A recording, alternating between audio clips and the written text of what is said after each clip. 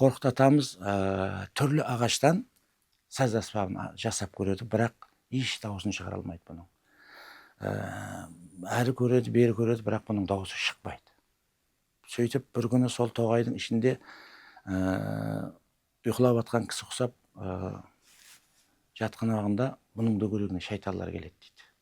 Сонда шайтандар айтатын құсайды, Қорқыт ата жүре бір әжайып саз аспапты жасапты да, бірақ бұған Қорқыт атамыз доңыз сүйкелген жиде ағашынан касасын соқса, ұшқыр аттың құйрығынан тар тақса, бұған енді аз бүгінгі күнде канифол деп айтаймыз, бірақ сасы қурайдың шіресін жақса, әне соған бір бақырауық түйенің терісінен, жақ терісінен қапыласа, әм соған суғабақтан тиек саса, әне сол уақытта шыққыш қобыз болар еді дейді.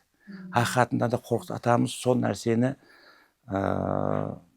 ескеннен кейін сол айтқанларындай қылып жасап көрсе, ақиқатында да бұл қобыз аспабының дауысы күңіреніп, сол түйенің даусындай болып, бүгінгі күнге дейін халқымызбен сол заманлас, мінекей сонша халықтың мұңын, жырын жырлап жатқан Қарақалпақ халқының милли саз аспабы қобыз болып, мінекей бірге келе жатыр.